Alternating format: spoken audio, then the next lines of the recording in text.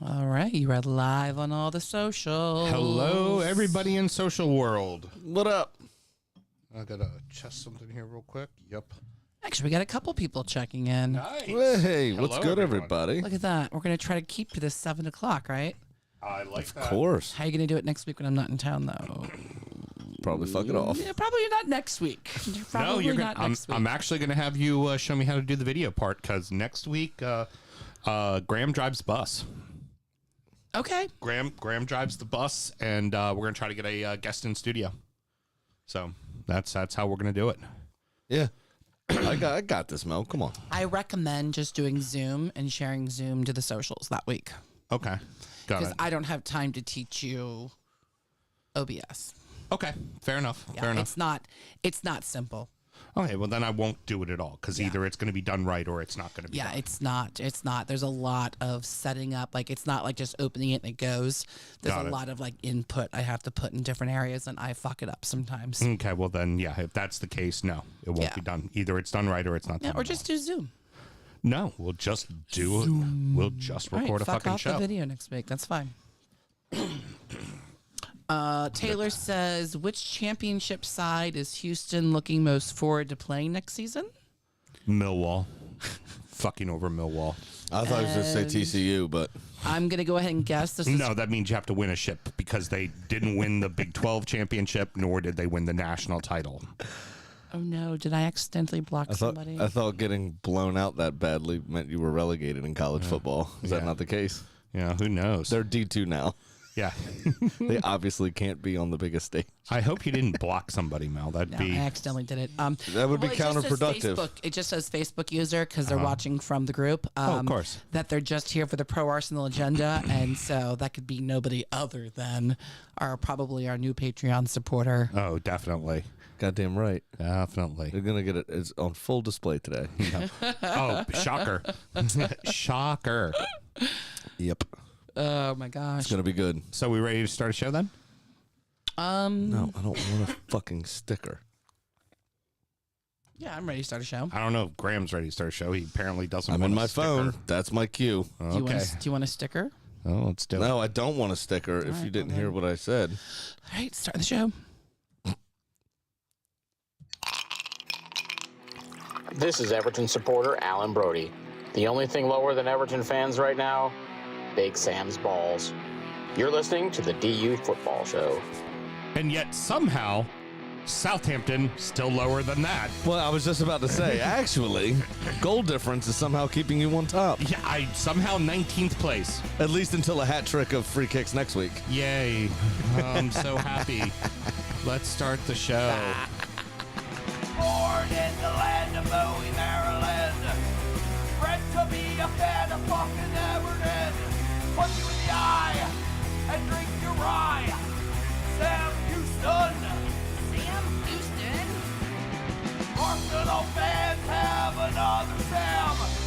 AKA the fucking Gooner Graham. Snub of my lord. Look straight in shorts. Sam Graham, hey. Sam Graham.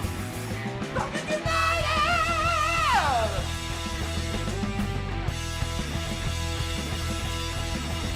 Fucking United!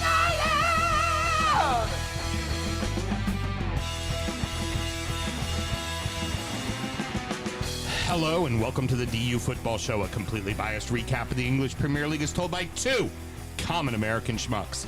I am your host, Sam Houston, who won't have a Premier League team much longer. And across the way from me, sitting high on the table, flying high, living and loving life, my co-host, Mr. Samuel Graham. I already know how you're doing, so I'm not fucking asking. Doing very well. Thank you very much. Yeah, you don't say. I do quickly want to know who you're going to support for this show's purposes once Everton do get relegated. My balls. You're going to support your balls? I will support my Apparently, balls. according to Brody, they're also being relegated because they're lower than Everton. Yeah, you know, but no. Well, that also then means Southampton's still getting relegated too. Can't like I I said, think they are. Like I said for Bournemouth, can't play Everton every week now, can ya? We're recording at the DU Public House just outside the nation's capital. You can check us out on all podcast platforms. Please be sure to rate, subscribe, review, and share with a footballing friend. Should you want to chat with us, there is many ways that you can. Mr. Graham, tell the good people how they can get in touch. of course. It is at DU Football Show on all the social medias and dufootballshow@gmail.com to get in touch via email. Of course, if you are so inclined, which is where most of the hashtag bans happen, make sure you try to join Drunkard United FC, our closed group on Facebook. That's where a lot of the dank memes and fun shithousing stories get shared. Yeah. No. Not good? I was going No. to say that got Just trying to the appeal to the kids. Oh, and look at that. Every person watching on Twitch just logged off. I just did no. What? The dank memes, that doesn't work. If you're not watching on video right now, what Mr. good. Graham just got is he said that, and at the same time, we're like a little triangle sitting in here. Both Melissa and I just both turned and looked and went, "Da fuck? Don't do that. Da fuck? No." I was just trying to appeal to the kids. And 7 o'clock Mondays, we're going to keep trying to do this live thing and Yep. keeping to a schedule. And we do have people that join us in the chats. And Taylor has a comment. Yes. If Arsenal finish at the top of the table and Everton finishes 20th, will they in fact be spit roasting the rest of the league? Taking on to Paris, as we say. Yeah. The old Eiffel Tower. The old Eiffel Tower. The problem is we're the weak side. Yeah. And Strong it's- side, weak side. Strong side, week side. And it's a crumbling. I mean, it's looking like Villa's going to finish right in the middle. So, actually, this sounds about right. That's for DU After Dark, children. Sounds DU like After 2 Dark. Saturdays ago for us. A couple of big shout outs real quick. Shout out to everybody with the Leeds Baltimore up at Barflies. Yes. Myself and producer Mel went up to watch the Villa Leeds match with all of them. Met a couple of I had a great time. yeah, you did. met a couple of people kind of new to the Premier League, new to enjoying Leeds as a club, and told them to come check us out because what we do is kind of cover everything, and we're great for that. That's we're not gonna completely dominate it on one team. We're gonna talk about the entire league. So Now, I you had get to learn little more. a question about that experience. Were they mostly kind of calm and collected sitting there watching the game, or were they, like a typical bar in Baltimore in the 90s and everybody was just sprinting around with cocaine flowing through their systems after snorting it off of the Their toilet Cannonball. seat there? Yeah. Cannonball? No. No, it was kind Because of that's how Leeds played. Yes. Was very much like a 1993 Baltimore dive bar Yeah. patron. Yeah. It was That kind of was- mild, actually. Yeah, it was great. It was a great time. It's just all over the fucking place, that team. Everybody was fantastic and Yeah. a ton of fun to talk to. And I also, want to go back again. That was a good time. big Switching big allegiances, I shout see. out. What? They just got really good pizza, dude. Oh, do they? Oh, phenomenal pizza. Huh. So one more quick shout out also to one Mr. Ryan Williams of the American Toffee Podcast, who took time out of what was a pretty horrific day on Saturday, and he had to record his show before he came and talked with us. So just having to relive the bullshit that has been Everton, and did a little emergency pod with us that's already up. I'll say now we're going to talk about the Everton-Southampton match. We are not going to get too deep into what's going on at Everton because, frankly, we did it that Saturday. It deserved its own show, and we don't...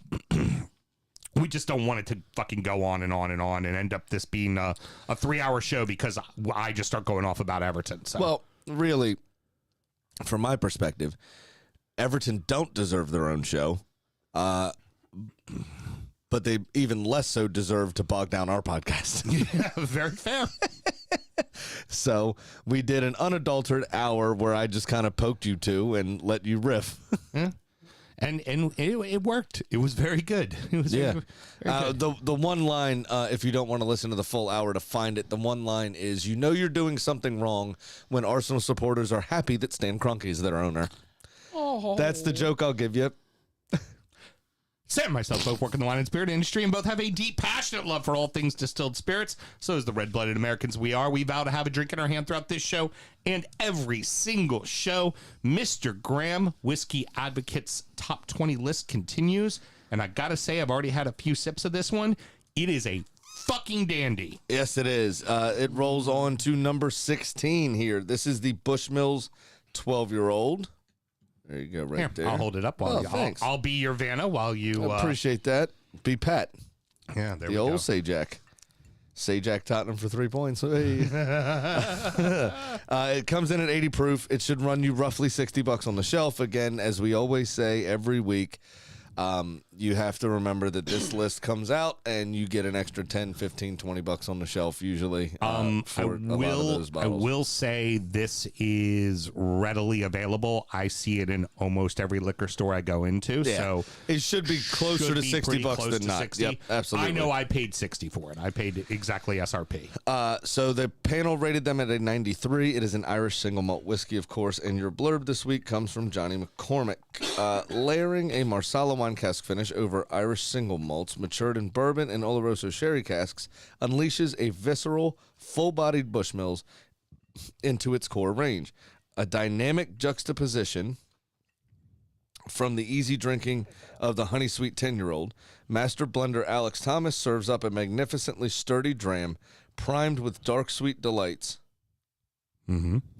I like this guy writing. And peppered with mixed peel, sultana, and walnut oil, offering tantalizing twists and turns of intensity through its honey, sweet fig, and black tea flavors. Yeah, I'm an excellent cold reader.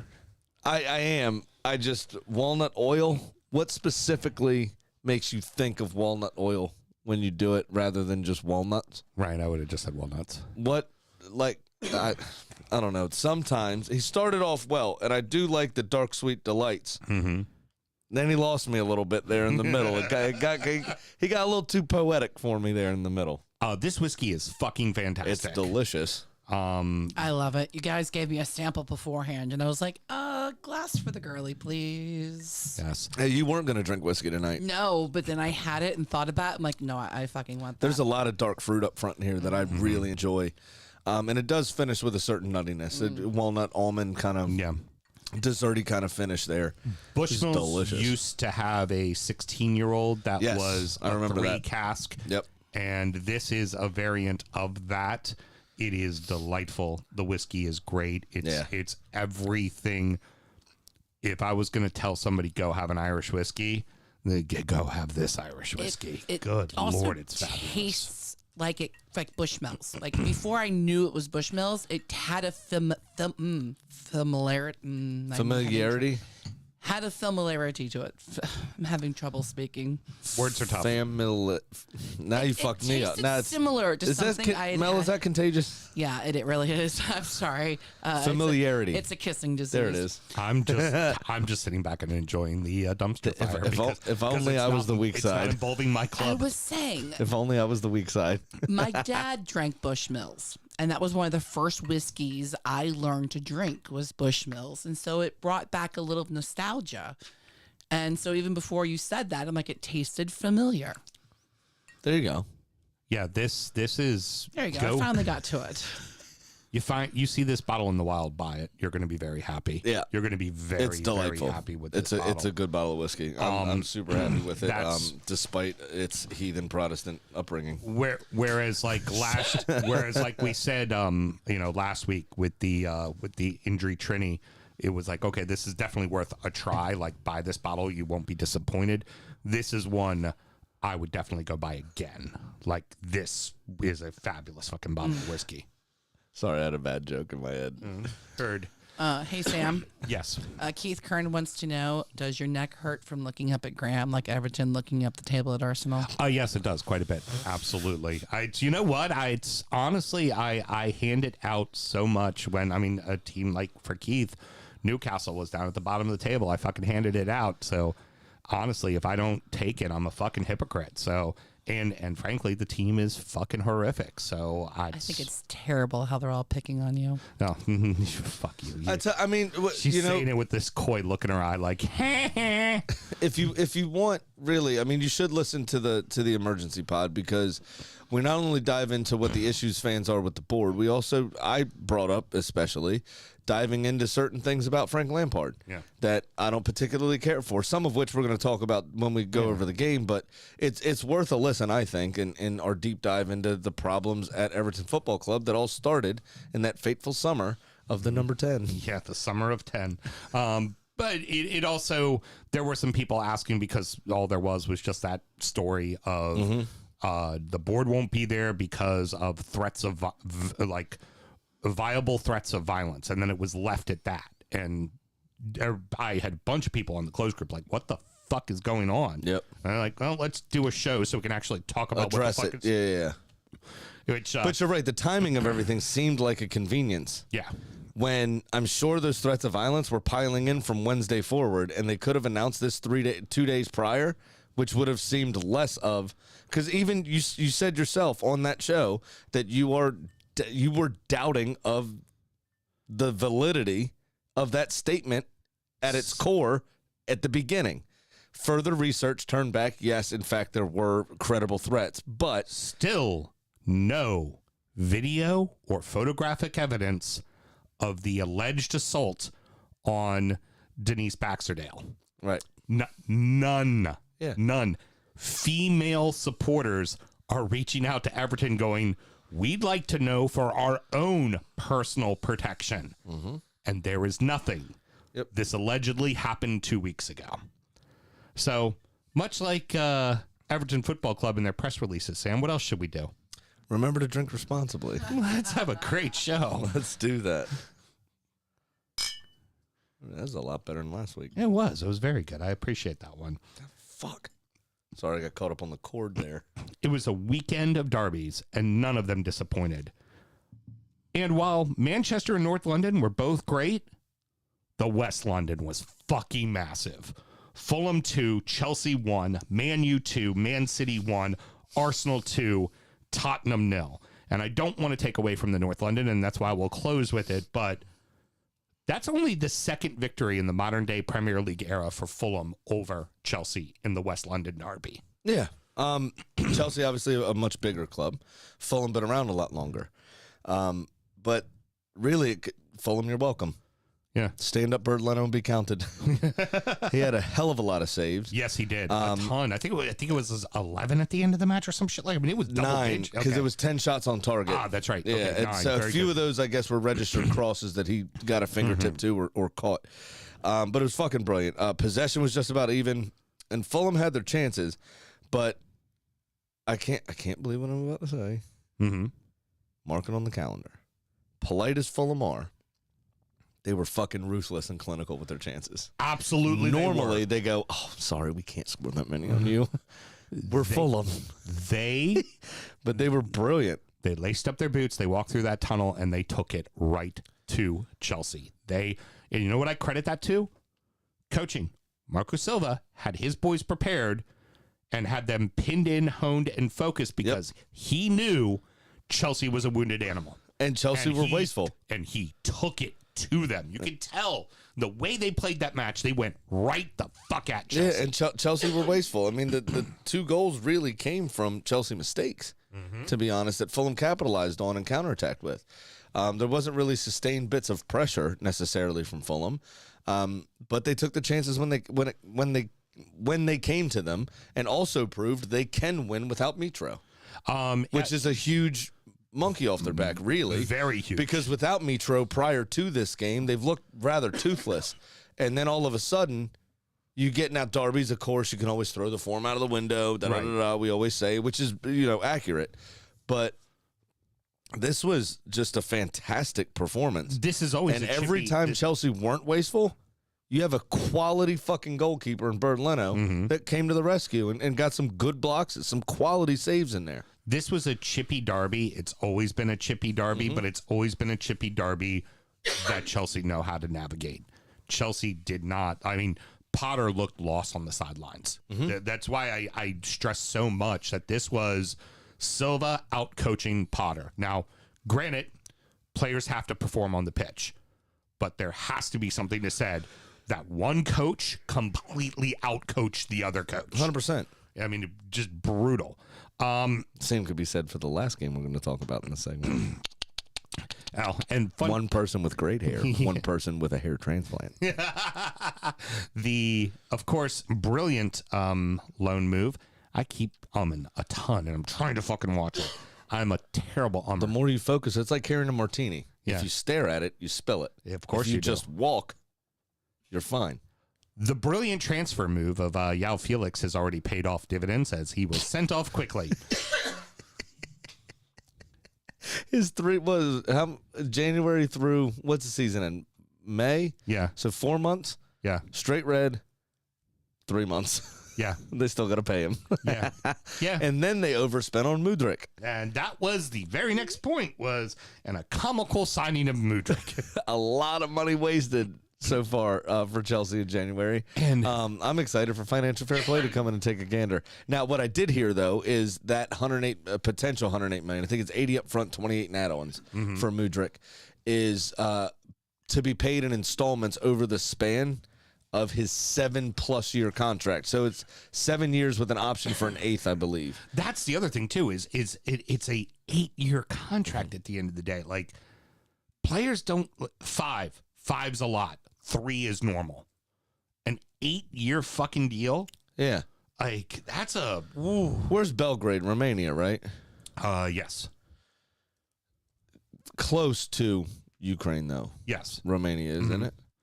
I think Alan Pardew kind of osmosisized to Mudryk's agent. Too soon, Keith? Too soon? And he said, hey, get this sweet deal. These owners don't know what they're doing. Much like the old owner of Newcastle didn't know what he was doing. Yeah, no shit. And I got myself an 8-year deal, and I'm pretty sure you can do the same. Yeah. I think this is really the 8-year contract is a skirt for financial fair play, basically, to get the deal over the line and the installments to be approved by Shakhtar for that length of time. I'm sure the player had to have a contract for that length of time. Yeah.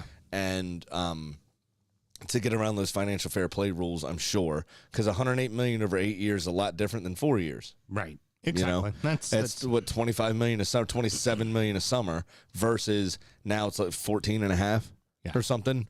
So, you know what I mean? I think it's more of that stretches the budget a bit more in terms of those rules is I think the only reason that happened. And really, it's the same kind of creative accounting that the big 3 or 4 in Italy did throughout most of the 70s, 80s, and 90s, which is why you don't really see Paolo Maldini anymore, right? You see that one club man with AC Milan. You see people that have played for Juventus, AC Milan, Inter Milan, and Roma. Right. They've played for all of the big 4, and Napoli, if you include the South in that conversation, which a lot of people don't want to. So they've played for the big 5 teams in Italy. You don't see that in any other country. No, you don't. Really, where they've played for both PSG and Marseille, or both Real Madrid and Barcelona, or Arsenal, Tottenham, and Manchester United. Like, you don't see that anywhere but Italy. So I think this is more of a creative accounting tactic than it is like actually a proper 8-year deal. If it wasn't for Everton being such an utter and complete mess, right now all eyes would be on Chelsea. Oh, 100%. And don't worry. All you have to do is survive, Sam. And in 18 months' time, when this doesn't work out, you can take Mudryk on loan. Yeah. And clearly. it'll be fine. It'll be A-okay. It'll be good. We are going to need you to pick up 90% of his wages, though, at $200,000 a pop. Yes, precisely. Let's go on to City and United.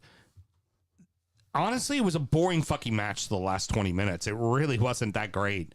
Well, I thought City were played off the park. I mean, United was the better side, definitely, but it just wasn't entertaining. It just wasn't a very fun match to watch. So here you go. This is one of those weird ones that I had to write stats down for. 70% possession, 5 shots, just one of those on target. Those were City's numbers. Yep. United, every time they got the ball, looked dangerous because they honestly didn't have the ball that much. Right. But 8 shots total, 4 on target. Despite the possession, despite the runs, United looked pretty comfortable. Yeah. They didn't look. I mean, here's the thing. I did enjoy the Emi Martinez on top of the bus with the baby doll of Kylian Mbappe. Yes. Had superimposed Casemiro and Holland on the faces. Lovely. That's fantastic. There was another meme shared during North London Derby about that, and the same wording was used for both this game and that one. And somebody said, what did you make of the Tottenham fan kicking Aaron Ramsdale, and Harry Kane's response was, I'm sorry, William Saliba's pocket was too deep to see out of. Yes, I saw that one. And then there was something else said about, did you see the fan shouting racial shit or whatever? And then Holland was like, I'm sorry, Casemiro's pocket was too deep to see out of. Yes, exactly. Brilliant memes this weekend coming out of both of these games. It's fantastic. But here's what it really comes down to with United, and taking nothing away from them using their opportunities and capitalizing on them. And we'll get to the end of the match and all that craziness in a second. City, yet again, not able to seemingly get out of first gear. They seem to be perfectly fine right now with playing the following game against everyone. Down the sidelines, nothing there, pass back, out 35 yards, pass around, down the next sideline, back out, pass around. Yeah. Like, it just, they seem to be perfectly fine holding the ball, doing absolutely nothing, but they aren't doing anything to attack the goal. So let me take your mind back to the last 4 years under Arsene Wenger. Mm-hmm. They're trying to walk the ball in the back of the net despite having the best striker in the world currently. Yeah. They can't figure out, for whatever reason, what they were doing in the first half of the season. They seem to have been stunted by the World Cup, honestly. I would very much agree. Very much agree. They can't seem to find Holland. They're not moving the ball quickly. They're not doing any of that. And City, we had spoke about prior to, those top 5, 6, 7 teams have a ton of internationals. Yeah. And we worried about these extra games and those hangovers. And you see a team like Forest now, right, with a couple of wins under their belt since coming back. Oh, I'm going to get to it. 7 points in their last 3. Where they didn't have anybody there, really. Yeah. So they got to rest. They got to sit and work together. They got to figure it out, right? Where City, the entire team disbanded for a month. Yeah, everyone was gone. United, everyone was gone. The entire team disbanded for a month. Such is the black cloud of Cristiano Ronaldo, because they've come back and been excellent. Yeah. United seem to have turned a corner. And, I mean, just imagine for a second, just sit and imagine that you got a manager, Sam, that made it to a Champions League semifinal with a super young team and barely lost out to a shit VAR decision to Tottenham. Yeah. Imagine for a second you got rid of the dressing room toxicity all at once. Mm-hmm. Imagine having a group of players that buy in all at once. Mm-hmm. It works. Yeah, it works. And it's working. It works. When you don't sign players just to sell shirts. Yeah. Imagine what can be done. Well, and you're seeing it right now with Manchester United. Marcus Rashford rediscovering his form is huge, and he was excellent, even though the first goal was bullshit. That's gonna be I want to wait to talk about that at the end. Horse shit that. Here's the thing that I forgot to put down in the notes, but I definitely have to say to you, Manchester United is now in the hunt for the title. Okay. I don't think 9 points is a big gap, especially yes, against the resolute Arsenal side. I do not think they are going to win it, but they have beaten you in their building. They've beaten City in their building, and you guys are both sitting above them in the table. They have beaten Tottenham in their building. They've beaten Liverpool in their building. This Sunday is Arsenal Manchester United at the Emirates. And that's going to be huge, and that's where I think we're going to find out right away that they're not really title contenders. But as of right now, if she was on the other foot and you had beaten both of those teams and they were above you in the table, you'd be like, yeah, we got a shot at this thing. No, we're in first place, and I'm not admitting we're in the title challenge just yet. What I want to say, though, is do you remember the next to last episode, maybe the last episode of Shameless, when Mickey felt very uncomfortable on the west side after Ian had signed that lease? Yes. Because it was too nice. Yes, way too nice. And then he went back to the south side and opened the bedroom window to hear all the sirens and bad things happening outside and all that to feel comfortable. We all know that Old Trafford is a piece of shit. And maybe they just need the ghetto of Old Trafford to feel comfortable. That could be the Manchester case. United is Mickey, a power bottom. Well said. Well said. Boom. Tie-in, cultural reference from technically before my time. Well, in the chats, what you were talking about before, Cole was like, isn't that the literal plot to Ted Lasso? What? What you were talking about before we got into this. Getting the team. Oh, the team together. Yeah. Exactly. They got rid of Jamie Tart and they were better. Yeah. Yes. Yeah. 100%. And Exactly. then Christian's wondering, is Erling Haaland washed up? I mean, no goals in 2023. That you know what that is? That is one guy who has Erling Haaland on his fantasy team asking another guy who has Erling Haaland on his fantasy team, going, "Hey, do we need to start being worried about the rest of the league catching up to us? Because our guaranteed 20 points a week is starting to dry up." That's a good thing we talk about that on Injury Time. Exactly. How do people find that, Graham? That's easy. To Patreon.com, isn't it? Yeah.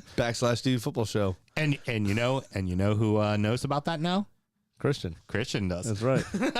Yeah. Now let's go ahead and get to it. I want to preface this right off the bat.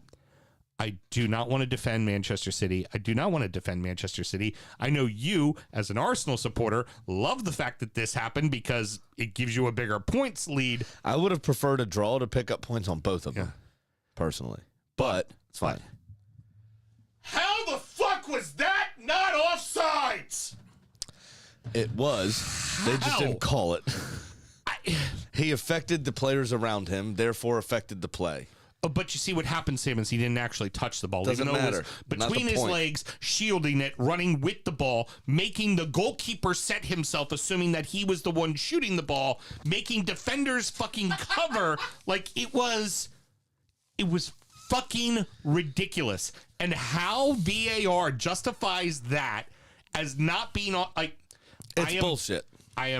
It is. I bullshit. guarantee you, every single supporter of every single club has something like I'm going to bring up right now. Gylfi Sigurdsson sitting on the ground as we scored the game winner against Manchester United. That got called offsides. He didn't touch the fucking ball. Should have been a fucking goal. He was in the sight line. Should have been a And fucking. also, careful. Yeah. We don't need to talk about Gylfi on the ground. We don't need to talk about Gylfi on the ground. There's a pending investigation. But I guarantee you every single supporter has a game that they've looked at where something got called offsides, where they had a goal taken away from them. You cannot say he did not influence the play. 100%. He did was influence the play. running with the ball between his. The only thing was it didn't touch him. You see the defender on the backside change his run because of Rashford. Yeah. De Gea, Ederson has his feet set, ready for Rashford to shoot. Mm-hmm. And he's set like this, and then suddenly just from the side comes that he's not able to fucking respond. It was offsides. Mm-hmm. It was offsides. It was absolutely offsides. And I think that game ends differently. I also had them in my bet to draw, remember? Mm-hmm. Yeah, that's also why I'm a little bitter. Well, but you also had Chelsea and Fulham to draw, so right, and was already fucked. that second Fulham goal, I think, was an issue. But sure, it's fine. Yeah, it just you have to go like how. Yeah, it's How? offsides. I mean, it flat out is offside. And then the PGMOL's coming out afterwards, and be like, "Oh no, it was a good call. He didn't touch the ball." That's not the point. That's fine. You've now set precedent for every single time where they say someone's involved in the play, but they didn't touch the ball. If that's not ruled a goal, if all of them are not ruled goals, then you have to look back at that and go, but you set the precedent. Mm-hmm. This is now the precedent. But there is no precedent because it's VAR. They can do what they want. Yeah, that's the thing. It's ridiculous, and Manchester City can feel hard done about that. However, that being said, with that much of the ball, you really should be creating some chances. Yeah. And it shouldn't have even come down to that. And again, is City being kind of figured out because they are. I don't know that it's necessarily being figured out. I think I heard somebody say this earlier today, and it makes a little bit of sense. Pep is obviously obsessed. You look back at his time with Barcelona, you look at his time with Bayern Munich and with City, obsessed with keeping possession. Because if you have the ball, the other team can't score, right? Of course. Fine. So you have 70-80% of the ball every game. Great. How about with a proper striker that can get in behind, right? If you go set up camp in their half, you limit the space Haaland has to work with. Mm-hmm. So why don't you relinquish 10% of the ball? Go 60-40 on possession and play counterattack here and there. throughout the game. You've also already seen where you with have Holland able to run in behind, build up ahead of steam. He's big, he's huge, he's strong, and he's fast as shit for his size. He's a fucking specimen. Yeah. So lump a ball up 1 or 2 a half long balls up there and let him argue it out with the center back for a change, because more often than not, I guarantee you, he's going to come out on top. Yeah, absolutely. In that situation. And then he can hold the ball up and bring other people into play and set himself up. But instead, he gets camped out around the penalty spot, and he has to try to create space for himself. And you saw, as any center forward does, Harry Kane does this when Tottenham's doing it. Gabriel Jesus has done it even this season for Arsenal, where if they're not getting the service, if they're not getting the balls into the box or whatever, they start dropping back to involve themselves into play. Strikers by nature are selfish people. They want to be on the ball. Yeah. And if they're not getting it, they're going to go get it. Yeah, agreed. You know what I'm saying? Agreed. And then your team is out of balance. Yep. And now there's no tip to the spear, and we're seeing what's happening. Bernardo Silva's not playing up to snuff. There's been rumors over the last season and a half, 2 seasons, that he wants to leave, and he still hasn't. So I'm not, what's he, given full on? Riyad Mahrez has never been fully trusted by Pep, I don't think. No. Really, because he's never been consistently starting. I'd say the same with Phil Foden. He seems to never really trust Phil Foden a Right. lot. I mean, there's a bunch of those.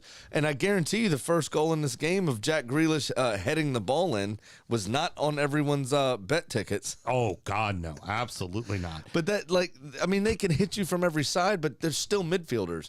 Yeah. At the end of the day, most of those players are still midfielders, and nobody's going to bag you 20 goals a season. All right, None of them are. Let's keep it rolling.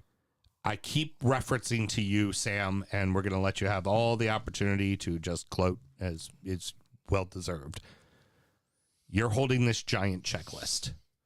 And one of those checklists, on that checklist was beat Spurs earlier in the season.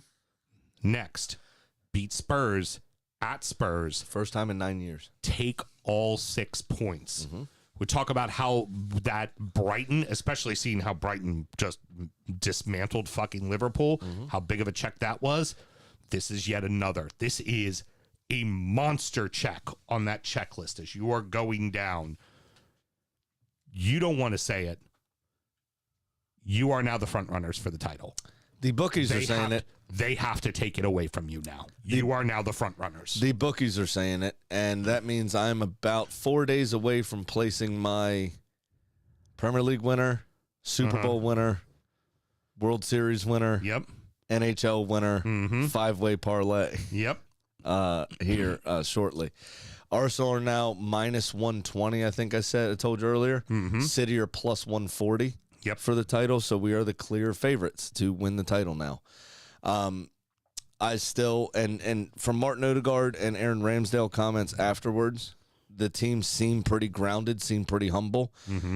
Even said, look at the second half performance. We played well, but not well enough. There's still obviously things we can improve on, and we have to stay humble, keep working hard, and keep pushing forward. And well done to him. I mean, he's a leader, and it's something that we've lacked. Granted, Xhaka is a leader. He's a good leader, but he's also kind of a crazy leader. Right. And, something happens. Arteta has quickly figured out his personalities and his egos and his team, and he's keeping everyone on side despite their varying, ways. When you look at what happened with Ramsdale afterwards, you see him grab Ramsdale. Hey, relax, let it go. It's okay. Just arm around him. It's all good. Laughing about it as they're walking away. Let's go say hi to our supporters. But then Xhaka Xhaka walks by. He shoves Ramsdale forward towards the Arsenal supporters again, and takes off running and pushes someone out of the way and grabs Xhaka because he knows that motherfucker's about to go Cantona, a Tottenham fan, in the chest. Yes, exactly. That's exactly what's about to happen. But he just knows the team now, and he's willing to. He's like a dad of a bunch of 4-year-olds. He knows what to do to keep everybody in line and on side. I'll let you go ahead and talk a little bit more about the action, but I just want to bring up the following: that here's the bigger problem for Tottenham. They showed nothing. That's the match. That's that's it. That's unless they're playing for a title, which they never are, except for the one time against Liverpool for Champions League. Unless they're playing for a cup at home against your hated rivals is the match. That is the match of the year. That is the match that defines That's when you get it back on track. They showed nothing. I mean, they've been all season. They've started slowly in games all season long. Yeah. But at this point, Antonio Conte looks disinterested. He doesn't look like he wants to be there. He looks like he's got a job to do, and the people under him are meant to be a team, but they're not even playing cohesively themselves. They don't believe in him. He doesn't believe in them. There was a and lot. this is what we were talking about on the emergency pod about Frank Lampard, right? There's two ways to manage. You stick wholeheartedly and full on to your philosophy, or you look at the fucking players you have in front of you and you figure out a system that works with the pieces you have. Yeah. And we see time and time again, the managers that are fluid in their beliefs are the ones that succeed. Mm-hmm.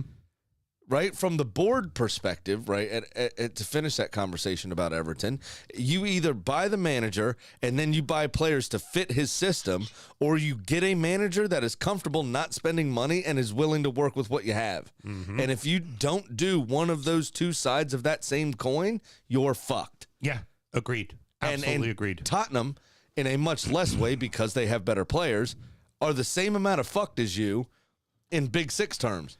They could realistically not finish in a European place.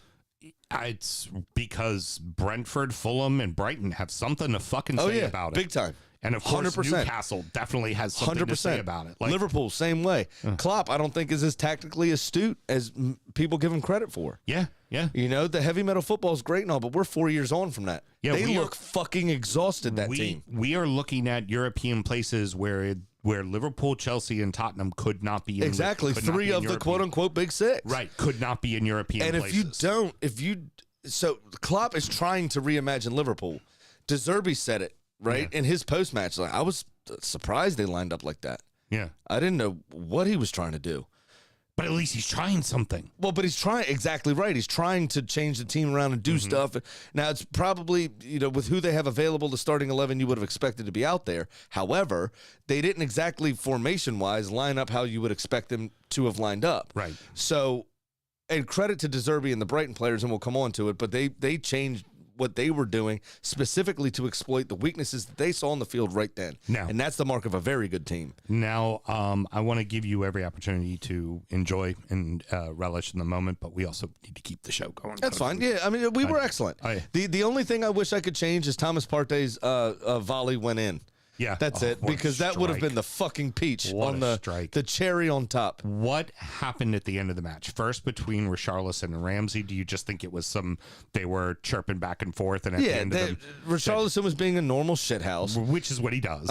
And Ramsdale laughed at him. Yeah, because I assume that's what it was. Scoreboard. Ramsdale just went, well, we just fucking beat you, asshole. So talk all you want. Yeah, and they got into each other, but then what happened after that? So Ramsdale went to go get his water bottle, and in the post-match, Ramsdale did talk about it. So, and that interview is available on the NBC app to see that clip.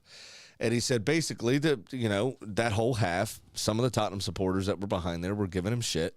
Expected. And when he went over to get his water bottle, he gave him some shit back. And he said 4 or 5 of them, fair play. Yeah. Took it on the chin, and it was just some good banter, some good-natured fun back and forth. Like, he said, fair enough, you're still a twat. We hate you. You're a gunner. But good on you. Yeah. But when he said, when I turned around, somebody came over and gave me a punch on the back. He didn't know at the time it was a kick, but somebody kicked him, essentially. Stewart did his job, pushed the guy back immediately, kind of secured the field. Other stewards rushed over. You saw the dude, too, just dart up the rails. And credit to both sets of players. Yeah. They both grabbed Ramsdale.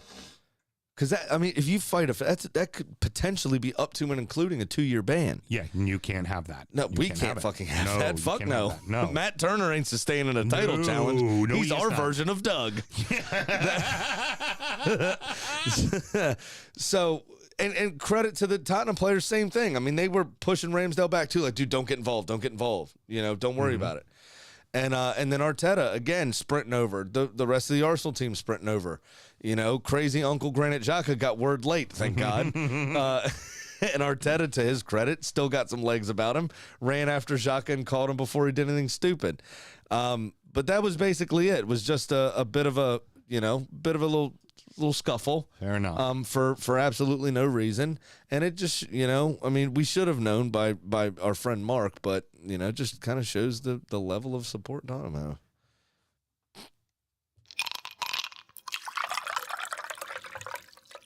Some massive matches at the bottom of the table, as 14th to 20th are now only separated by 2 points. Wolverhampton 1, West Ham 0, Southampton 2, Everton 1. There's not a ton to really talk about in these matches, and I kind of want to keep the ball rolling. I'm sorry. I have to take the ball back for a second. Okay. Because I just thought of something. Mel, I'm sure there's fine people on both sides. He's very proud of himself. It just hit me right as you hit this pause button. I couldn't say it. And I was like, that's good. That was good. I'm going to be a dickhead and take the ball back for a second. Gut check win at home for Wolves. And you know what? Belief is starting to set in at that club. They're believing in Lopetegui. They're starting to get it together. They're figuring it out. Timely returns of Daniel Podence and a couple others from injury have helped, obviously, ease some of those woes. Mm-hmm. I still feel like David Moyes is the safest of the shit teams at the moment in terms of management, because West Ham's performance was still good. Sa still had saves to make. Right. That there was still just think of the players they have. Right. This was another thing I heard today, and I didn't really think about it until they said it out loud. One of the most sought after midfielders in the world, Declan Rice, passed the ball out wide to Brazil's number 10, who crossed the ball for Italy's number 9. Yeah. Yeah.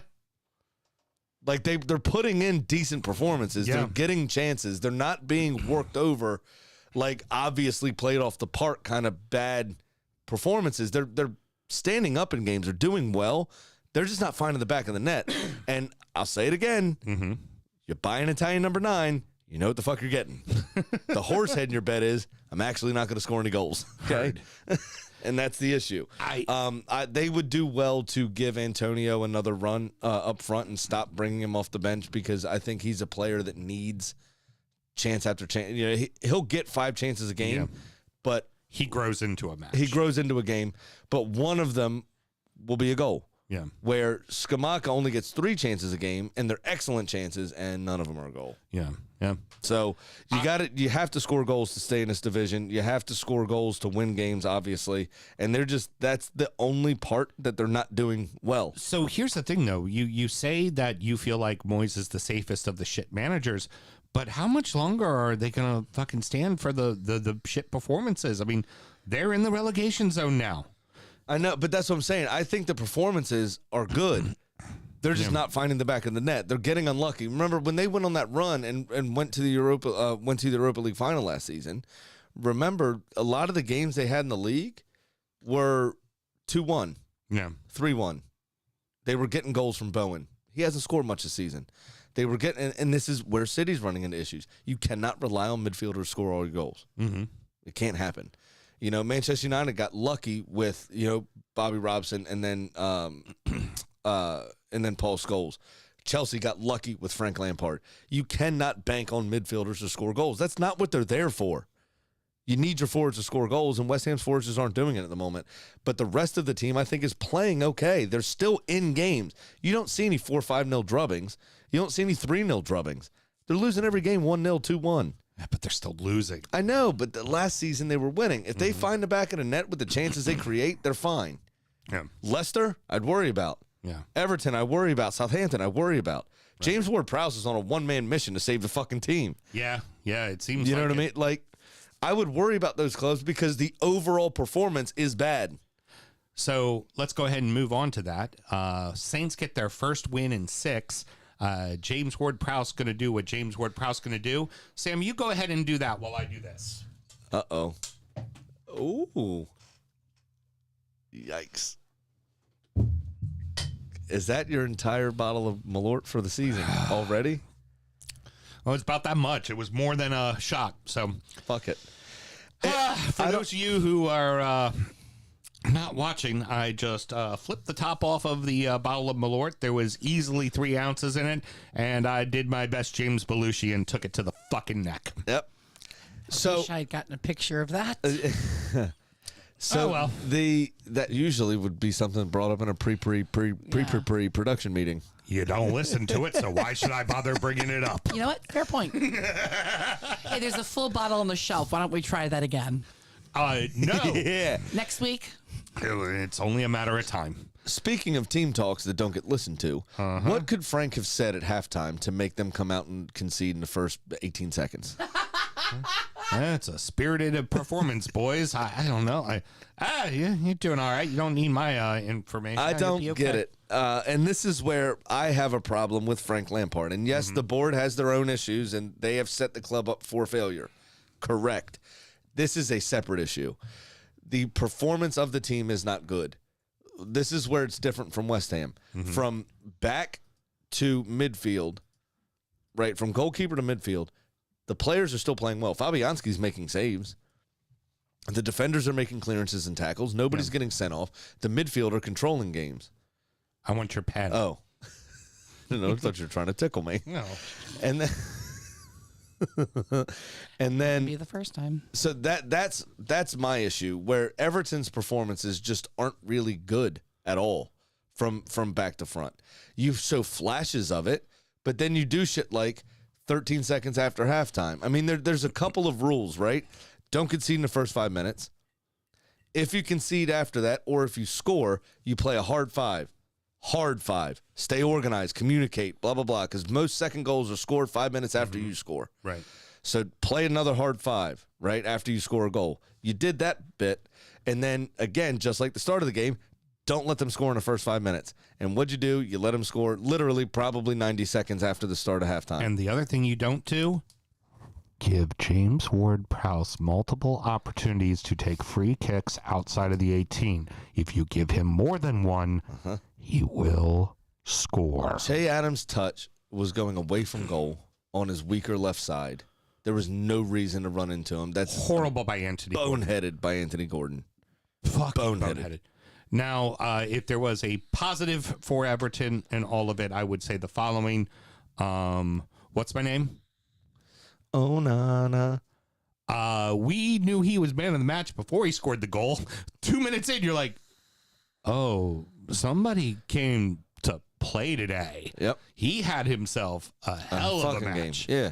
And he'll get a great transfer fee when we have to sell him. Yeah, This week. to pay for the next 8 seats in the stadium. Sam, if you don't mind, I'm gonna finish this off, and we'll move on to the next segment. I want to say the following. I said back in November there were 5 teams worse to us. Then we lost to Leicester, and I said there were 4, and then we lost to Bournemouth twice, and then I said there were 3, and we lost to Wolves. And then I said, there's still 3 teams worse than us, and we just lost to fucking Southampton. And it's unfortunate, and I keep talking about what bad teams Bournemouth, Forest, and Southampton are. It's simple. We're a bad fucking team, and I worry. I worry very, very much, and I am going to scream and yell and bleed for my fucking club forever. And y'all jokingly say, who am I going to root for? It will always be fucking Everton. I will be behind Everton forever. They are my blood. They are my life. I love this fucking club, and I will support them wherever they are. And that's all I know. But right now, we're bad. And not only are we bad, we're fucking broken.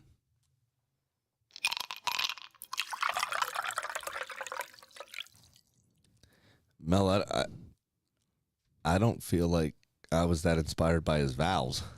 That was a pretty loving, glowing. Very bleak. No, it was, the first bit of it was so loving and glowing that I was like, damn, your wife is right here, bro. Yeah. You might want to temper that. Remember, I spent the weekend with the Vikings, so. Yeah, fair enough. I did too. Rounding out the rest of the league, and so that happened. Aston Villa 2, Leeds 1, Brighton 3, Liverpool 0, Nottingham Forest 2, Leicester 0, Brentford 2, Bournemouth 0, Chelsea 1, Crystal Palace 1, Newcastle 1, Fulham 0. I'm going to start. Crystal Palace, Chesley 1, Crystal Palace 0, Newcastle 1, Fulham 0. My apologies for screwing that all up. Good. It's all right. You're caught in your feelings. We're sympathizing with you. A straight catch and feeling show for real. That's a classic. That's a fucking classic. And that's another Sam Graham one-liner. Yeah, it was. So, Graham, we're already at 50 minutes, so we can't drag this on. So we got to kind of be quick with what we're doing here. Hey, Villa won, Leeds lost. Next game. Here's the thing, and I even said this with Gecko when we were there live. It was like you watch that first goal that Villa scored, and I'm like, how is this just not angering you? As like because it's what you talk about, where it is such elementary bullshit that Leeds are giving up goals. Like, you have one job on the outside weak side. Cover Leon Bailey. Why do you let him get the ball? And then why do you give him 5 yards? Well, but also why give do you him just watch him shoot. Also give him his left foot. I mean, you've seen, and obviously professional footballers are a lot less one-footed than most footballers you come up against. But do you remember me? You remember me at Soccer Dome? You remember me at Soccer Dome? That one little pretty boy twat that used to play for Juventus that was so left-footed. Like, I literally stood a yard inside of his left foot between him and the goal. And I said, "Go ahead, play to your right. I'm giving you the right side." He wouldn't do it. It was the easiest way to take the ball off of him. There was times where he was going down the sideline with his left foot, and you would protect the sideline and not the middle and go, "I dare you. Go ahead, play with your right foot, Dick." Yeah. And he didn't. He couldn't. And I won the ball off him more often than I didn't. Yeah. And here, it's just like, again, I know professional footballers are much more two-footed than they are one-footed, but they still have a strong side. And for you to just, it's like you read the scouting report backwards. Ball foot left, doesn't like right. You're the weak side defender. He likes the right, doesn't like left. Got it. We talked about this with Myalenko a couple of weeks ago. You're the weak-sided defender. You have one job. Yep. Make sure that guy doesn't fucking get the ball. And within a minute of the start of the match, you already let the guy get the fucking ball and score. Speaking of Mikalenko missing an assignment, real quick, what were the wind sprints he was doing between the wall and the goal line? I don't know. I forgot to mention that. Yeah, what the fuck was that about? I don't know. He was on like a fitness break.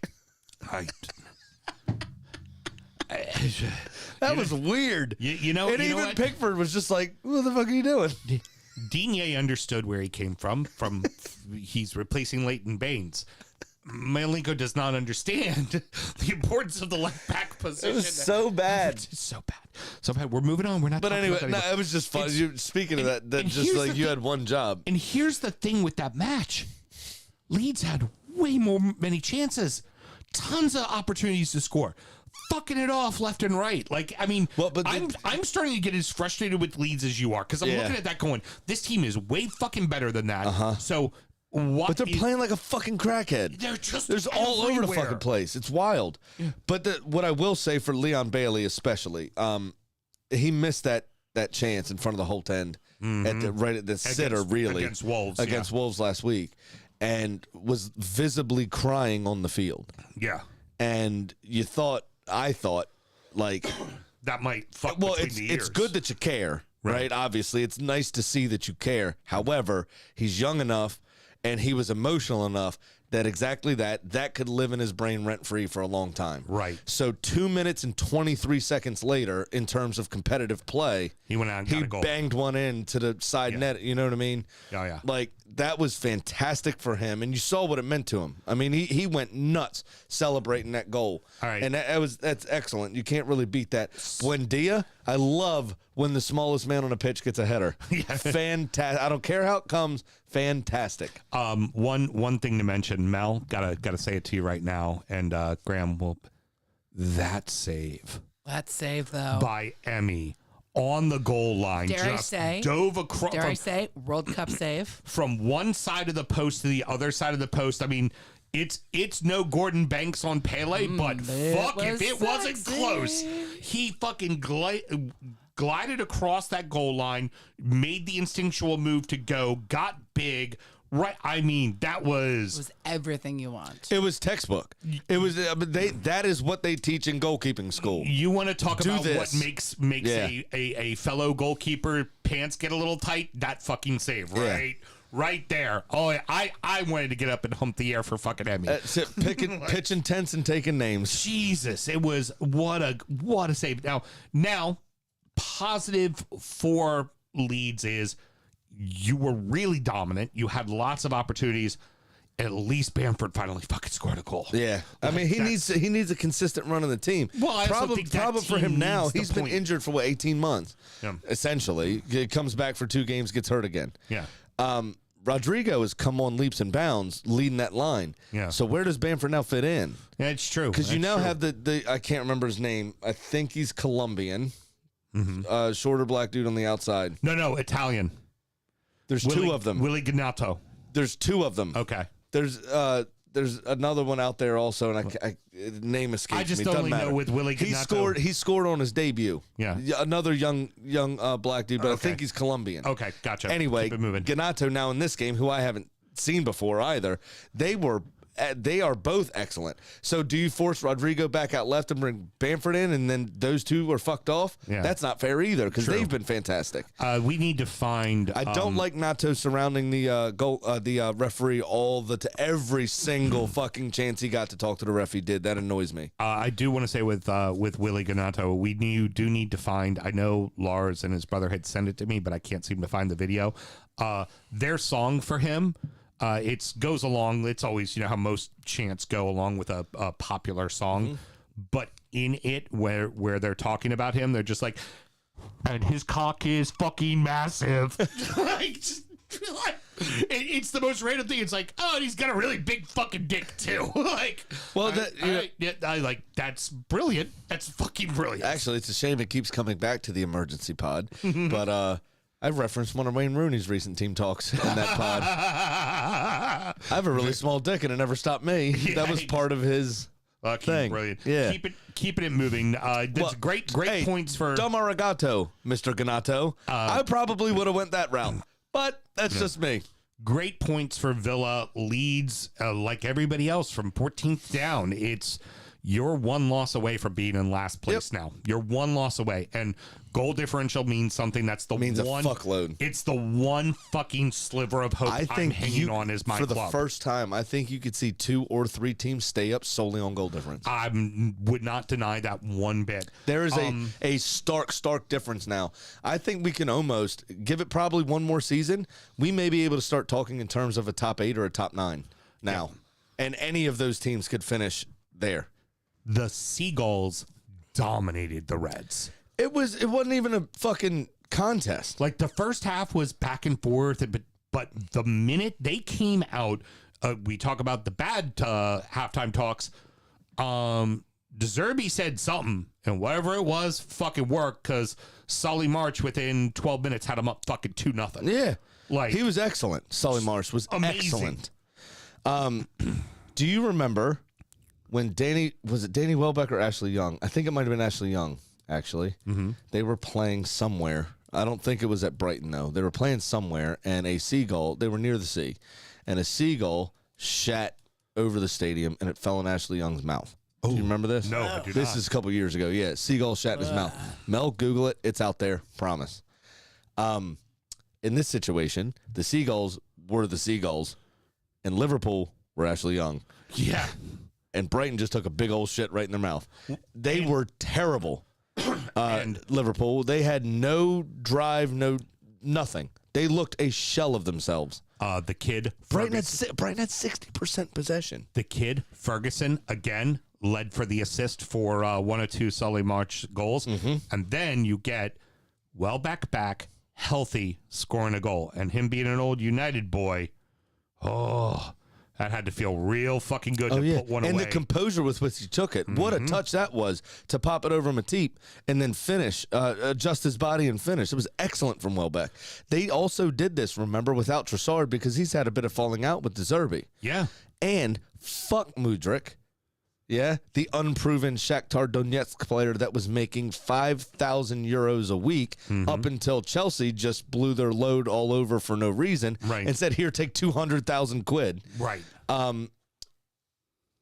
I think Arsenal should be going in for a 25 million or 30 million pound fee for Leandro Trossard, who him and De Zerbi don't get along now, and we get a proven Premier League player who can play all three positions up front and will take about 125,000 a week. And here's the thing with Trossard too, out of contract at the end of the season, which is why we can get him for cheaper. Yeah, that we'd pay 80 million for him, I'm sure, if he had 3 years left on his deal. Yeah, but he doesn't. So we could probably get him for 25. And they could at least get something for him. Exactly right. That's not a bad shout. Exactly right. And you heard it here first, folks. Okay.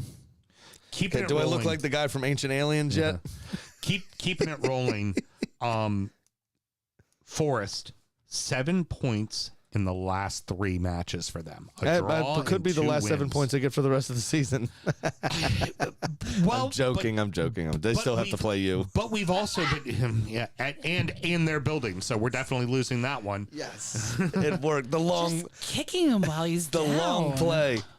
Again, if I don't take it, I'm a fucking hypocrite. I get it. I know how much it hurts to have your team flounder. Yeah, and we did. Just so the folks know, we did. I talked to you earlier. I said, I'm going to poke fun at you, right? I told you, give it to me. I deserve it. Houston, you were very kind when Villa was facing relegation, so I will return the favor. Well, I also think I recall. I think I recall last season she started to make a joke about relegation, and I looked right at her and I go, "Do you want there to be a fucking fight in this house?" And she was like, "Oh, okay." I was like, "One thing on show, off show, not fucking funny." Oh yeah, I had. When the mics are on, we can say a lot of shit we can't normally say, which is weird. Are we to mics Crystal go Palace off. yet? Because as a middle-aged white man in real life, there's a lot of things I can't say anymore. I used to be able to say. Oh yeah, I had to shut down my mom. For making jokes. Keeping it rolling, kids. Here's the thing with Forest. We were talking about how Forest couldn't seem to get it together, and they had plenty of players to do it. It looks like Cooper has started to figure out the pieces. The pieces are working, and frankly, they're still, again, a loss away from being in last place. That's what we have to remember about 14 and down. But when everybody else has been losing, a.k.a. Everton, Bournemouth, they've now put themselves in the conversation, absolutely, to stay up. But here's like the thing: Forest and Wolves have gotten themselves out of the fucking the drop. And this is so they didn't really change much. No, they just had a month off to train together. Yeah, it's really it. Big surprise! Oh, we get a proper preseason because remember they were signing people all the way up till 11:59 on the transfer window closing day, and he didn't know his best 11. A lot of them don't speak English, from what I understand. So there's been a lot of fucking back and forth and who does what and where do we go and tinkering and trying to figure out what he's doing. It's really a baptism by fire for Steve Cooper, and he's got to figure it out. And he's with that month off, he seems to have done very well figuring it the fuck out. Yeah. Now, Foxes, we've talked about it. Morton Gibbs-White was fucking excellent, by the way. Yes, he was. Very overhead kick outside of the boot to Brennan John. That was fan-fucking-tastic. One of the best passes you'll see this season. Brilliant. Hands down. The Foxes and then Dougie on Doug started off horribly. Then they hit that proper bit of form just before the World Cup break. And honestly, this is one of those teams where you go, the World Cup hurt them. Because they have that momentum. And they're sliding right back in, and it's not like they got the money to bring in the pieces they need. They're in the same boat Everton is in. They just happen to have 2 more points than Everton right now. Newcastle, that is the only difference between those two teams. Newcastle have 2 first-team goalkeepers and 1 really stellar backup. Yeah. In Pope Dubravka. Well, Dubravka, I thought, is over. No, he came back. Got recalled. Yeah. Pope, Dubravka, right, are the 2 you would say easy starters in any team in a Premier League, really, bar maybe 2. Right. And then Darlow, who is an excellent deputy. Yeah. They don't need that many. Leicester City, go pay the loan fee and bring someone in. Because if they got a goalkeeper, I guarantee you it wouldn't be pretty, but they'd be safer than they are. Yeah. They'd be safer than they are. They'd be in 13th place and not truly concerned with the drop. If it wasn't for Everton being such a shit show, I think there'd be a little bit more attention paid to Leicester right now. Yeah, absolutely. That's 100% the case. But it's like, I mean, it's plain as day to see. And if you own that many fucking duty-free shops, Right. you got to be able to afford a $3 million loan fee for Carl Darlow. Right for now, fuck's sake. Right now, apparently they can't. Goodness gracious. The bees make easy work of the cherries. Ridiculously boring game. Yeah. And it's unfortunate. Played on a rugby pitch. It's oh my god, that's the talking point. That you could tell there were the rugby lines out. You could I tell could there was hear Ben cursing into a pint of Guinness. it was just brown. Or was that his wife? How is Doesn't his wife like the Guinness? She doesn't likes she? the Yeah, Guinness. she likes the Guinness. How on earth you're a Premier League club? How on earth are there visible dirt spots throughout the entire pitch? Yeah. I don't care what just you are paid handsomely to make sure that and you have all the modern day technology to make sure that you have a good pitch. And a game that is the prime time game. The entire country and the entire world is Are watching Yeah. that match. It's terrible. I'll read you my notes from start to finish, okay? Because it was that boring. Boring game. Yay. Tony isn't in jail yet. Good pen. Jensen. Good goal. Bournemouth suck dick. Couldn't say it any better. Terrible. Ugly win for Chelsea. Ugly win, but they needed it. God, did they need just But Palace something. weren't without their chances. Kepa was called on a Yes. ton in this game. But that's Honestly, again, should have been another draw. And Chelsea, I think, count their lucky fucking stars. They took all 3 points here. Palace has done this now multiple times, though, where they should be the better side, but tale of two halves, don't get it done. It's been ugly. Here's a little interesting fact for Palace, Mr. Graham. They don't play anybody in the lower half of the table, below them in the table. They're currently 12th until April. They got to run. That's a hellish run. Now, I expect them to be perfectly fine because the minute they start playing the teams Yeah, I that mean are they still got to currently- play. They still got to play Liverpool, don't they? the teams that are Currently around them. the teams that are Zing. below them, they're going to make easy work of. I feel like they're going to be fine, but I think we're going to see, and I hate to make this comparison to Palace supporters because they won't like it. I think we're about to see the old Brighton drop. Yeah. Oh, it's January. Let's just go off a cliff till April, and then we'll Yeah. shoot right back up and be fine. Yeah, you're absolutely right. I think it's a pretty hellish run, but Palace, I think, are good enough with the way they play on the break and everything else. If they can keep their composure and not, get 2 stupid reds in one single game like they did last week, they could probably take points off somebody like Liverpool if they come to town. Now, Yes. if they're at Anfield, trouble. Yeah. And I'm not sure the exact schedule, but some of those sorts of games could be not necessarily winnable, but they could get some points from them. And also that And we talked means- about this with Brentford. Yeah. When their bad run, they hadn't won for a while last season when they, had first come up and they were fighting, hard, had the great win against Arsenal the first game of the season, had the 3-3 against Liverpool, They fell off, but when they fell off with draws, not losses. right. And that's going to be Palace's key here, I think, is just get points on the board. This is what I said to you about possibly bringing in Sean Dice, which is the big chatter, is, but all these 1-0s and 2-1s ain't going to be those. No, They're going to be 1-1s and 0-0s. exactly. And points on the board with how bad, as you say, 14 through 20 is, points on the board is going to get you there. So And that's all you need. Before we move on to the next match, hey, producer Mel, real quick, you had mentioned with Crystal Palace, your mom had a particular thought. Oh, she was like, oh, they keep losing. We're getting relegated. I was like, stop it now. Do not make that joke in front of my husband. He might Not scream at funny. you. Only you can prevent, fuck me. Only you Okay. can prevent forest fires. Sure thing, Smokey. Sure thing, Smokey. And she hasn't had any fresh air today. That's probably the problem. That knowing is the it. problem. She's having withdrawal symptoms. Newcastle Dare Fulham. told me that. Newcastle Fulham. Not a lot in this match to talk about, but the three things that need to be talked about are very important. The first one, Bruno Guimaraes gets hurt. And for Newcastle, It's a big deal. there's one guy you can't lose on the pitch. It's him. He's the guy. That's a big deal. He's the guy. He's the one fucker you can't afford to lose. So how long is he out for? Although the media would say it's Kieran Trippier, because despite what Newcastle do, they can win 4-0, they could lose 1-0, they could draw 0-0. Kieran Trippier is always the man of the match. Have you noticed that? Yeah, he is all the time. Who the fuck he paid off at Budweiser? But he is always the man of the match. Miguel Almiron will have two great goals or whatever. Kieran Trippier, man of the match. I got it. Why?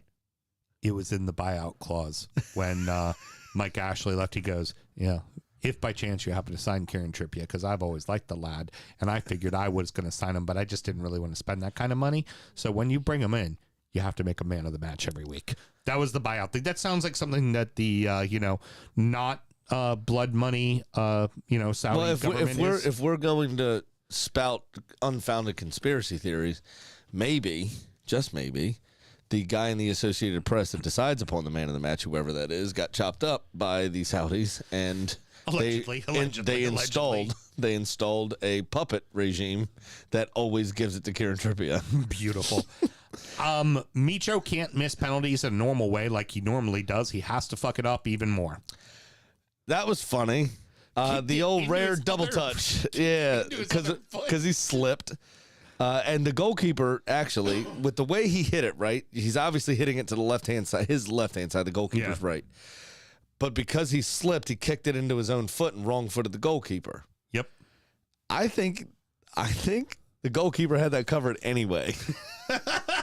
And if you remember last time Fulham were up, not last season, but the season before, they missed a boatload of penalties that season. Yeah. And I think finally Mitro just went, fuck it, I'll do it. If we're going to miss him, I'll put it on my shoulders because I don't fucking care. Yeah, make it my problem. Right. I would honestly, and you know who I'd switch to because he's missed now 3 this season? Anthony Robinson. I don't know. I'd switch to Willian. Willian took free kicks. Yeah. He's a free kick guy.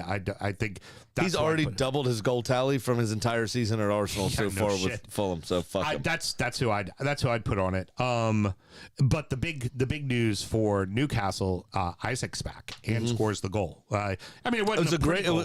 You know what it did do was Isaac and Callum Wilson obviously can play together, which is big for them. Huge.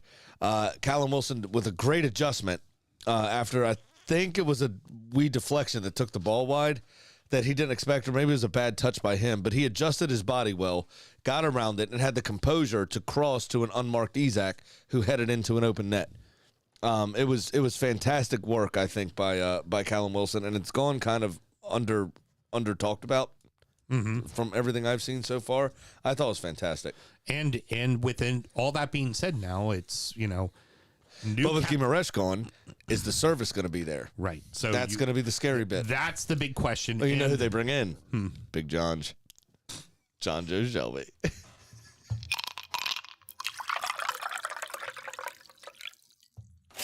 Sure money. As he takes a big pull from the vape. I'm down 1,800. That's good. I'm in the $1,000 range now too. There, stud. Yeah, I had Chelsea and Fulham to draw, and then I had City to beat United, and both of them fucked up. Yeah. So, my cup of losers says, the hood, gonna hood. The hood gonna hood. Put it into the Dort Spirect cup of losers, which is getting really full because we lose a lot. And also I never emptied it from the end of last season. Nice. So it's double full. At some point, the gambling gods are going to have to smile upon us. I mean, I'm looking at it, the positives. I've at least won 2 more than you. Is that what it's going to boil down to? Is that the tiebreaker? How many bets did you actually win this season? Well, but fucking the degenerate gambler said under it is over a G down too. So yeah, that's fair. For mine, I have Never pick bad road teams unless it's Southampton, Wolves, or Leicester at Everton. Nice. You know, because Makes sense, to be honest. my 2 road dogs did not get the job done, and I am now down $1,068. Big Sam's Lock of the Week. Did you know, Sam? 11.764706% of the time. I don't even know what you said. It works 100% of the time. I've never heard those collection of numbers and periods in the same sentence before. Quick math. That's 2 out of 17. Nice. I'm going to parlay a couple of favorites. I am going to say give me Brighton to beat Leicester and Villa to beat Southampton at plus 400. Villa is at Southampton, and that's why I got those odds. Okay. But that's what I am going with. Nice. Awesome. Good for you. Congratulations. Do we have something else And to do? now, it's time for our degenerate gambling friend Pat's Pick of the Week. Well, if you shut the fuck up and let her produce, she'll probably hit the fucking button Well, for I you. left space and then nothing happened, so I was wondering what was going on in her world. Okay. Is he here? Oh, no, No. it's an email. We told you that pre-show meeting. I He's forgot been out. that. He's been out He's coming back from Wisp. skiing down the hills. Well, I'm down $1,001, so he's crossed into the 1,000 club too. Oh, also, shout out to our boy Sprink, who's been working out in Colorado. Broke the old shoulder. Oh, collarbone. Yeah, it was bad. 3 places. Yeah. Well done, kid. The dollar being owed to Graham. Thank Yes. you very much, my crisp. I want that ironed, by the way, Patty boy. So I think I'll put a Graham-style bet in this week. 5-game parlay. There we go. Manchester United over Palace, City over Tottenham, City again over Wolves, Brighton over Leicester, and Liverpool over Chelsea. That pays off at $995 on a $100 bet. By this time next week, I'll only be $5 down. Easy money. You guys have a great week, and I'll talk to you in 2 weeks. I actually don't mind his bet, other than Tottenham loves to fuck with fucking City's World. I know. They love to fuck with City's World. I know, but they're so bad at the moment. And also, City's now lost a feeling. Like, I have a feeling City's going to hurt somebody real bad. Somebody going to get hurt real bad. Yeah. Which brings me to my next bet. Also a 5-game parlay. There we go. Back in. Could not refuse. As we said this past weekend, last week. Good odds. Good odds this week. Yeah. I've actually already placed this exact bet For reals? for reals. Nice. With Love the it. old tenor on it. Nice. Okay. I've got Newcastle over Palace, Villa over Southampton, Brighton over Leicester, City over Tottenham, and United over Palace. That's not a bad bet. Plus 2,148. So for the show, obviously $100. For me, $10 in real college tuition, and I'm going to be the proud owner of 200 100. 200 100. I'm going to be the proud owner of $214 American dollars. Fucking I math think at the end of the week, math and is I fun. will be fucking $300 in the clear. I think. Yeah. Something's going to get fucked off in there. I don't see it. Please don't let it be the Villa Southampton, because I need that one to hit from me. Oh, that was pretty good. You know who keeps winning? Well, they didn't win this week, but they win more than we do. Fucking chicken. The chicken.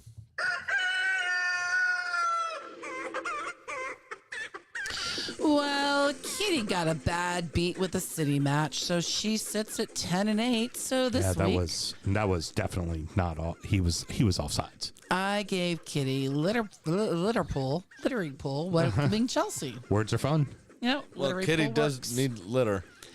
Now, Kitty showed me a video of Liam Neeson giving a team talk to Jurgen's boys in a training session. Had something to do with a particular set of skills that he possesses and how it might make things difficult. His beloved Liverpool don't start winning. Very true. He does possess a certain set of skills, Mr. Graham. Now, I don't know about you, but Kitty knows not to fuck with Liam Neeson, and so she is taking Liverpool to beat Chelsea. We're going to stick with that, huh? That's how we're rolling. You We're know just my doing it. philosophy, when in doubt, make it a bet. You know, Mr. Graham, when we did I remember when that movie Taken came out, you and I already knew the punchline, and we had your first wife sitting on one side of you and my wife sitting on the other side of me, so you and I could sit together, and I believe we held hands and we're smacking each other's knees as he did the speech. Good, he's doing the speech! He's doing the speech! Yeah. Do you know what else Liam Neeson wants you to do? What's that? Gamble legally and responsibly. Impossible. Championship corner! I've fallen and I can't get up. Oh no! You know what else he wants you to do? What's that? Have hot chicks like Olivia Wilde tie his shoes for him. Yeah! That's a thing. That happened once. Yep. And it was photographed. It was pretty fabulous. Pimp move. Well, that's how he rolls. All right. Rotherham throwing up their hat to be spoilers. 4-0 over Blackburn on Saturday. Bristol City 4-2 over Birmingham. Burnley 1-0 win over Coventry, which again I'm sure was a barn burner of a match. Cardiff and Wigan 1-1. A good result for Cardiff, who, by the way, are in quote-unquote active talks to try to bring Neil Warlock out of retirement. Oh, no, they should. That'd be Please. his third time coaching them, right? Please do it. So fabulous. Pay him anything, please. Hull and Huddersfield played to a 1-1 draw, which I'm sure was exciting for everyone except for those in attendance. West Brom 3-2 over Luton. Borough 1-0 over Millwall. Norwich City 4-0 over Preston, stretching their legs a bit after getting rid of Dean Smith. The old Aston Villa clap. Reading and QPR 2-2. Sheffield United 3-1 over Stoke. They were at home, though, so they didn't do it in Stoke. Still got question marks over them. No, got to do it in Stoke to be considered To be a real club. team. Swansea 3-1 over Sunderland, and Watford 2-0 over Blackpool. That all happened on Saturday, and that's all that happened. So we go to your table. Burnley are on top firmly, 5-point lead, 59 points, plus 28 goal differential on 27 games played. The entire top 7, by the way, have all played 27 games. Sheffield United in second place on 54. Watford in third on 43. So another big gap now, 11 points on the same number of games played. Those top 2 seem to be pulling away. Oh, yeah. And while it would be... I obviously, I'm going to preface this next statement. I really don't want to see Everton go down. Right, of course. The refreshing, quote unquote, bit of it would be 3 clubs that are typically up here, right now. Southampton, Everton, West Ham are in the relegation zone. They're typically in the Premier League. Not often do they go down. Right. So to have 3 teams stay up that were promoted and then 3 new teams come in again is a shakeup that would actually be kind of cool. Yeah, yeah. However, 2 of those teams seem to be Burnley and Sheffield fucking United. Who were just recently up. Don't care. Yeah. So now I'm actively rooting for them to change the rules and there be no relegation for 1 season. Like I said, Watford in third on 33. Middlesbrough are up in fourth on 42. Tied with them on points is Blackburn on 42. Because of that recent result, though, -4 goal differential now. That could come into play, especially in their seeding in the playoffs when it comes to that. West Brom are in sixth on 41. Norwich in seventh on 39. Now tied with them, are Millwall and Luton, both on 39, but both of them have only played 26 games. So they both have a game in hand. So somebody could jump, and depending on how much they win by, Norwich with a +7, Millwall with a +5, Middlesbrough up in fourth on 42 points at a +9. So depending how much they win by, they can go. Millwall could go realistically from 8th to 4th in one match. Wow. If they win 4-0. Right. Or 5-0 rather, It's or Millwall. whatever. That's not happening. No, of course not. But that's Norwich might. They just had a 4-0er. Yeah. Right? And then you have Luton Town rounding out kind of those top spots in ninth, also on 39 points, also having played the 26 games, obviously, which we just spoke about. Sunderland on 38, but they have played 27 games in 10th place there. We go down to They only have 534 more matches to play. So so it's Sunderland will be fine. all There's right. still a lot of movement that could happen. We go down to the bottom of the table, and you've got Wigan Athletic in 24th place, the foot of the table on 25 points with a maximum 27 games played. Blackpool, 27 games played on 26 points. Huddersfield, 26 games played on 26 26 points, and Cardiff 27 games played on 29 points. So Stoke, 20th spot, 27 games played, -8 goal differential, 30 points.